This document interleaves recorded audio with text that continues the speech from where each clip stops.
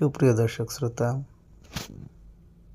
তো আজকে প্রাথমিক বিদ্যালয়ের যে শিক্ষকরা যে আন্দোলন চালিয়ে যাচ্ছেন,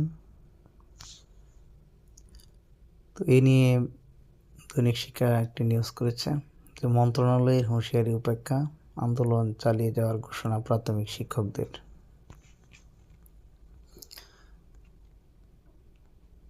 তো এই বিষয়ে যে বিষয়টা জানা গেল যে প্রাথমিক ও গণশিক্ষা মন্ত্রণালয়ের নির্দেশনা উপেক্ষা করে কর্মসূচি চালিয়ে যাওয়ার ঘোষণা দিয়েছেন শিক্ষকরা।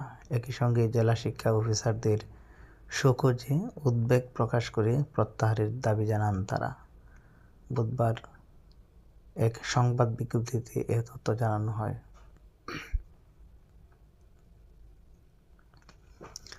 তো 3 দফা দাবিতে বুধবার থেকে দেশের সব সরকারি প্রাথমিক বিদ্যালয়ে কমপ্লিট শাটডাউন বা তালাবদ্ধ কর্মসূচি চলছে। এরই মধ্যে আজ প্রাথমিক ও গণশিক্ষা মন্ত্রণালয়ের পক্ষ থেকে শিক্ষকদের কর্মসূচি প্রত্যাহার করে কাজে ফেরার নির্দেশনা দেওয়া হয়। তবে তা উপেক্ষা করে এবার কর্মসূচি চালিয়ে যাওয়ার ঘোষণা দেওয়া হলো। বুধবার রাতে পাঠানো সংবাদ বিজ্ঞপ্তিতে বলা হয়, অর্থ মন্ত্রণালয়ের প্রেস বিজ্ঞপ্তির প্রতিশ্রুতি অনুযায়ী সরকারি প্রাথমিক বিদ্যালয়ের সহকারী শিক্ষকদের 3 দফা দাবি বাস্তবায়নে 22 দিন অতিবাহিত হলেও অদ্যাবধি দৃশ্যমান কোনো অগ্রগতি না হয় প্রাথমিক শিক্ষক দাবি বাস্তবায়ন পরিষদ ও বাংলাদেশ প্রাথমিক সহকারী শিক্ষক সংগঠন ঐক্য পরিষদ এর ভার্চুয়াল মিটিংয়ে এই কমপ্লিট শাটডাউন বা তালাবদ্ধ কর্মসূচি চলছে।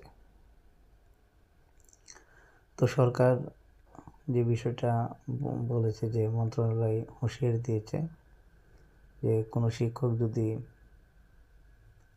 আন্দোলন প্রত্যাহার না করেন এবং তারা যদি আন্দোলন চালিয়ে যান তাদের বিরুদ্ধে ফৌজদারি আইনে তাদেরকে বিধি মোতাবেক ব্যবস্থা গ্রহণ করবেন। তো আমরা চাই শিক্ষকরা তাদের ক্লাসরুমে ফিরে যাক, কোমলমতি ছাত্রছাত্রীদের পরীক্ষা নিক, বার্ষিক পরীক্ষা যেহেতু চলছে, সেই সাথে সরকারকে আহ্বান করব যে শিক্ষকদের যে ন্যায্য দাবি সেগুলি যেন পূরণ করে। তো ধন্যবাদ সকলকে।